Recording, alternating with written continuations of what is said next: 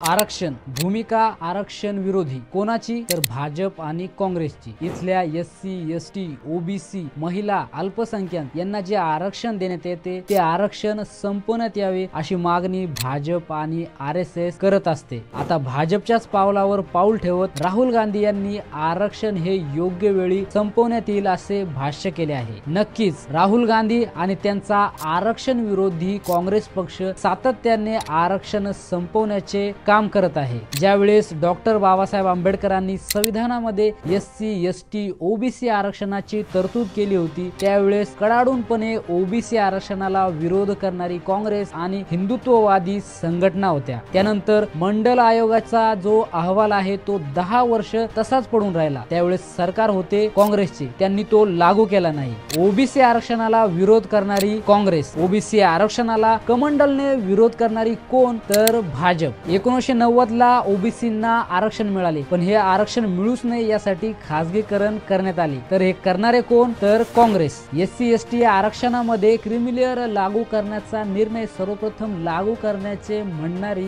तेलंगणा आणि कर्नाटक सरकार। इथे सरकार कोणाचे आहे तर काँग्रेसचे। भाजप आरक्षण विरोधी आहेच, पण काँग्रेसकडून आता म्हणण्यात येत आहे की जातीय जनगणना करू, पण आतापर्यंत तुम्ही जातीय जनगणना का केली नाही? इतक्या वर्ष सरकार कोणाचे होते? पदोन्नतीमध्ये आरक्षण लागू न करणारे कोण? भाजप आणि काँग्रेस। ओबीसींचे राजकीय आरक्षण संपवणारे कोण? भाजप आणि काँग्रेस। 1990 ला व्हीपी सिंगांचे सरकार असताना ज्यावेळेस बाळासाहेब आंबेडकर त्यांच्या सोबत होते तेव्हा ओबीसींना आरक्षण मिळाले आणि त्यावेळेस हे भाजप आणि काँग्रेस कडाडूनपणे ओबीसी आरक्षणाला विरोध करत होते। भाजप आणि काँग्रेस हे एका नाण्याच्या दोन बाजू आहेत। राहुल गांधी म्हणत आहेत की आरक्षण हे योग्य वेळी संपवण्यात येईल, पण जात तुम्ही संपवणार आहात का?